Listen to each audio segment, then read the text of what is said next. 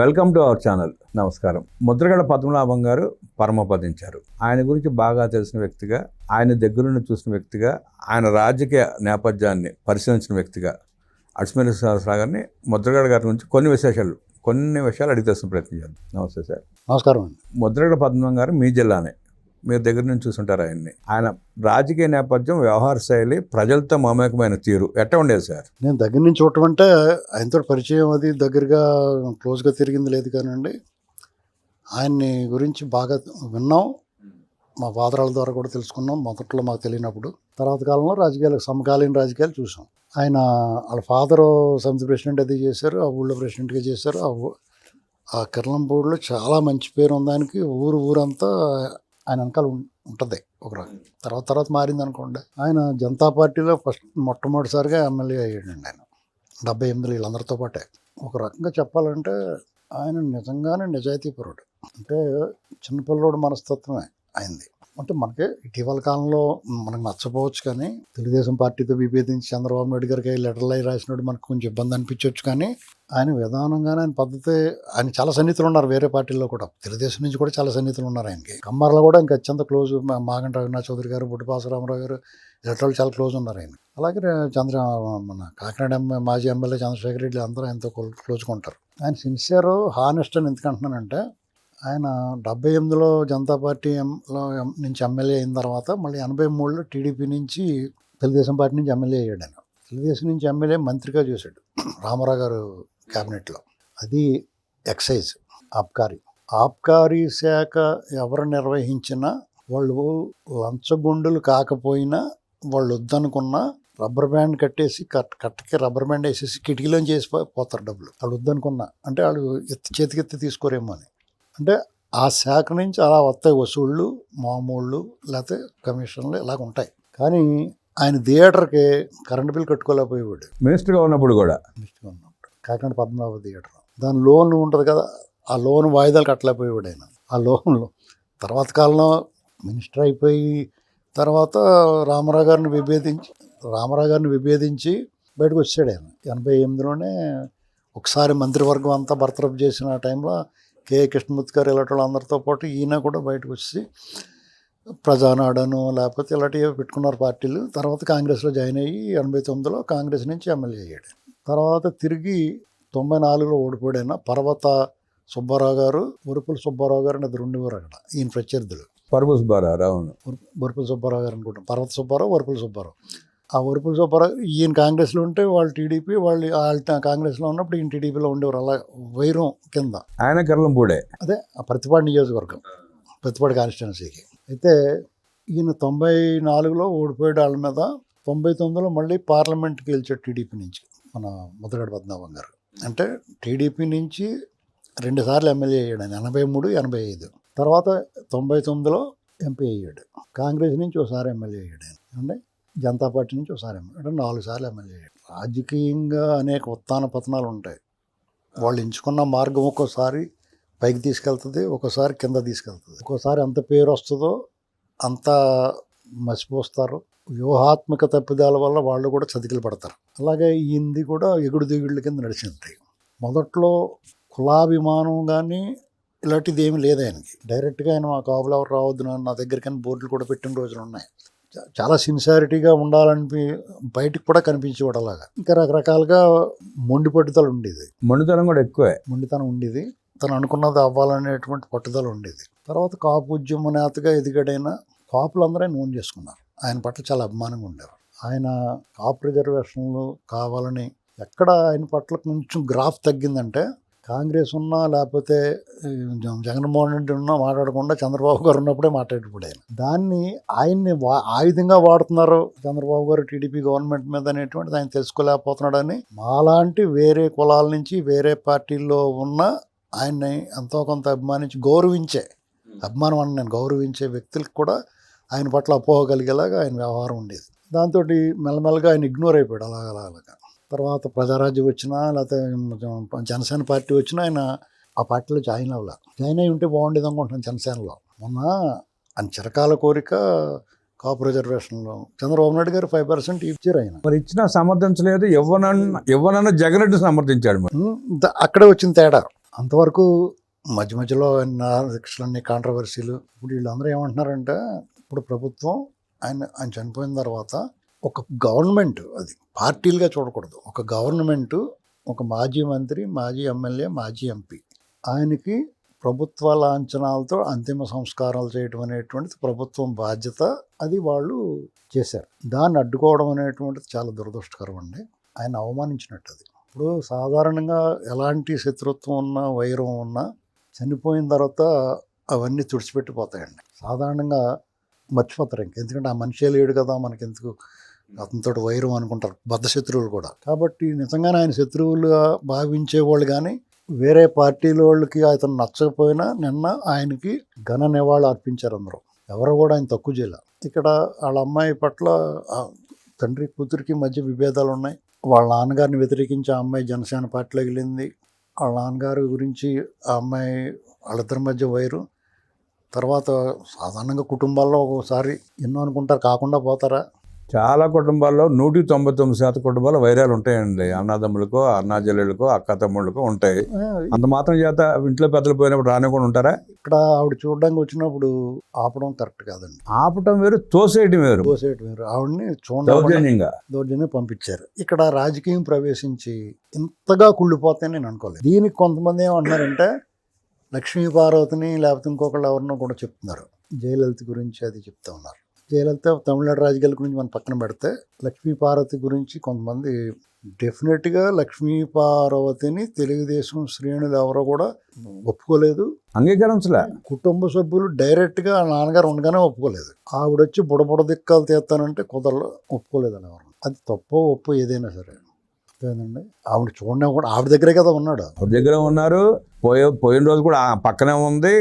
కార్యక్రమాలు ఎవరికో ఉందిగా. ఉంది కాబట్టి ఆవిడే వేధించలేదు ఎవరు. ఇక్కడ అలా కాదు కదా, ఆవిడే వేధించిపోయింది బయటకు అందరినీ. పోలికి పెట్టకూడదు. అంటే రాజకీయాలకు వచ్చిన తర్వాత వైసీపీ వాళ్ళు మాట్లాడుతున్నారు. వైసీపీలో మా మా జిల్లాకు సంబంధించిన కాపులు కొంతమంది వైసీపీలో ఉన్నవాళ్ళు చెడ్డ పేరు తెచ్చుకుంటారు. అలాంటి అంబటి రాంబాబు అయితే చాలా దురుసుగా వ్యవహరించాడు. వాళ్ళ మీద అది నేరం కదా. సరే, ఇక్కడ ప్రజల్లో వచ్చే అనుమానం ఏంటంటే ముద్రగడ పద్మనాభం గారు కాపులను భుజాన వేసుకుని కాపు ఉద్యమం పేరిట, కాపులకు హక్కుల పేరిట పోరాడాడు. ఆ పోరాటాన్ని వైఎస్ రాజశేఖర రెడ్డి, జగన్మోహన్ రెడ్డి ఆయుధంగా మార్చుకుని ఆ వర్గం మీద దాడి చేసే ప్రయత్నం చేశారు. వాళ్ళు పవన్ కళ్యాణ్ గారు పార్టీ పెట్టారు, చిరంజీవి గారు పార్టీ పెట్టారు. కాపులు పెట్టిన పార్టీలోకి ఆయన రాకుండా వాళ్ళ సపోర్ట్ తీసుకుని వీళ్ళ మీద దాడి చేస్తా నేను కాపు నేత నేను ఎట్ట చెప్పుకోగలిగాడు? ఆయన కాపు నేతనని చెప్పుకోవడం కాదు కానండి, అక్కడ ఒక ఇగో క్లాష్ ఉంటుందండి. ఆయన సెంట్రిక్గా జరగాలని కోరుకుంటాడు ఆయన. అది జరగదు. అంటే ఆయన కేంద్రంగా జరగలేదు కాబట్టి అన్నింటిని వ్యతిరేకించాడు. చిరంజీవి గారు కానీ పవన్ కళ్యాణ్ గారు కానీ ఉంటే వాళ్ళు మెయిన్ లీడ్ కదా, అంచేత అలాంటిది ఏమైనా ఉన్నా. కానీ మరి వైసీపీలోనూ తెలుగుదేశంలోని గారు వరంగా తెలుగుదేశం చాలా గౌరవం ఉండేది ఆయనకి. అవును. ఇక్కడ పద్మనాభం గారు అంటే అసలు రేంజ్ మనిషి అయినా తెలుగుదేశం పార్టీ ఉండగా ఆయన రేంజ్ వేరు, ఆయన మోసిన తీరు వేరు, ఆయన భుజాన్ని ఎత్తిన తీరు వేరు. ఆయనకి ఎప్పుడైనా అవమానాలు ఎదురైనా లేకపోతే ఆయన ఎప్పుడైనా ట్రోల్ అయినా కానీ వేరే పార్టీలో ఉన్నప్పుడే. అవును.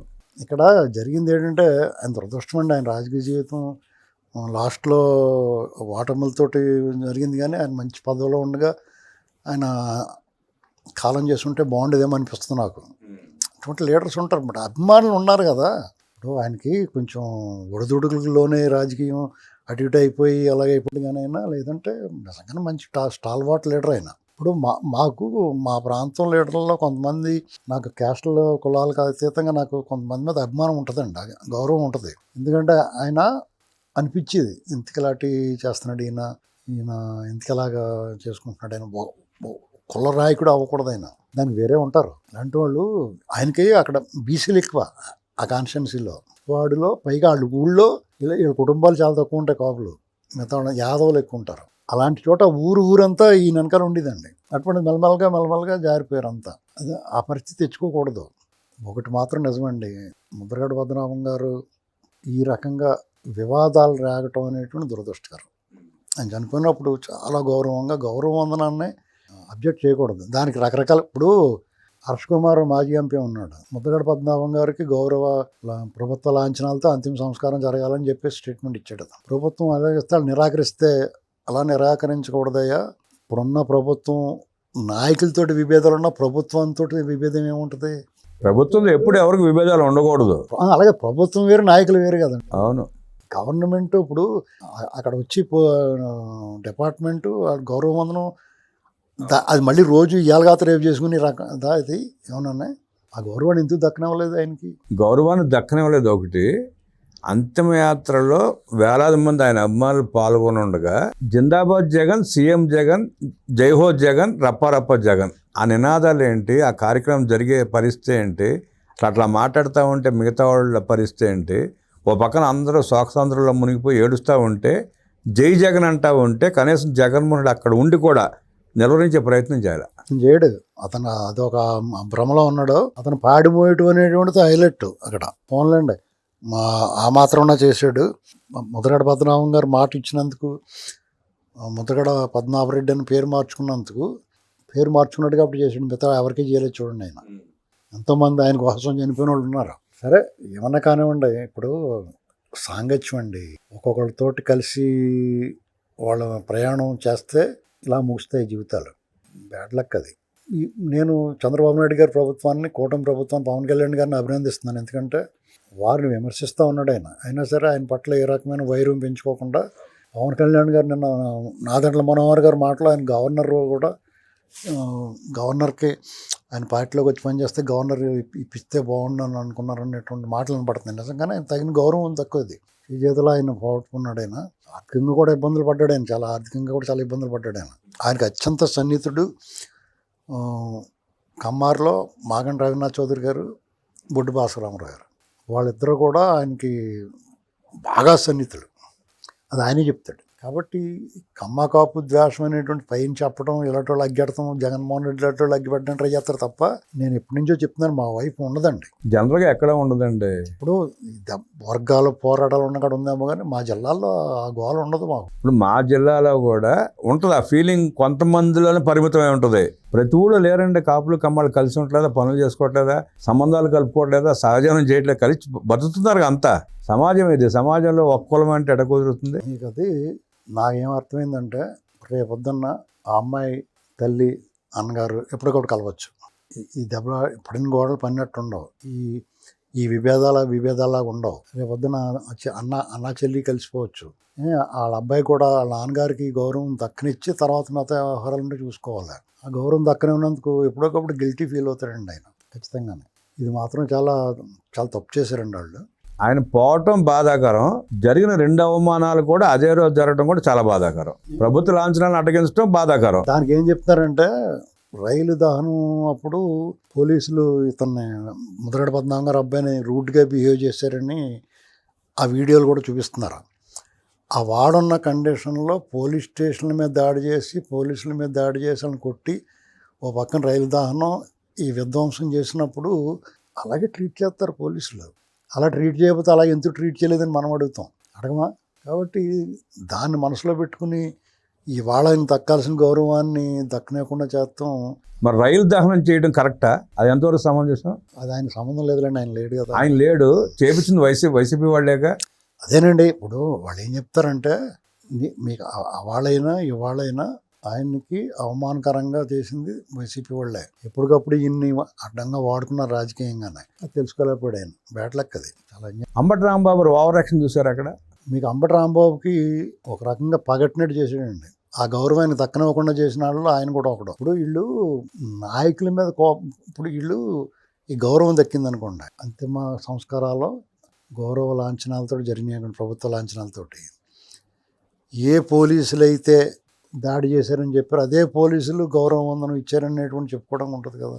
రికార్డ్స్లో నిక్షిప్తమై ఉండేదిగా ఉంటుంది కదా. అది ఆ గౌరవం నాకు నిజంగా బాధ కలిగింది. అంటే అదేట్రా బాబు, ఇప్పుడు చనిపోయాడు కదా మనిషి. చనిపోయిన తర్వాత పోయిన వాళ్ళు అందరూ మంచివాళ్ళు అంటారండి. నాకైతే నేను చెడ్డోడు కాదు, ఎవరికైనా చెడ్డోడి కింద అనిపించినా నాకైతే కాదు. అటువంటి మనిషిని అవమానించడం తప్పని నా ఉద్దేశం. ఏమైనా వైసీపీ మాత్రం ఈ విషయంలో పునరాలోచించుకోవాలి. నాయకులు ఎవరైనా ఆదేశాలు ఇచ్చినా వాళ్ళు స్వయంగా విచక్షణతో ఆలోచించి చేయాలి ఏదైనా సరే. అది గుర్తుపెట్టుకోవాలి. ముద్రగడ పద్మనాభం గారి మంచితనం గురించి, పద్మనాభరెడ్డి గారి వ్యవహార శైలి గురించి అనేక విషయాలు మనకు తెలియజేసిన అడుసుమల్లి శ్రీనివాసరావుకి ధన్యవాదాలు తెలియజేస్తూ నమస్కారం.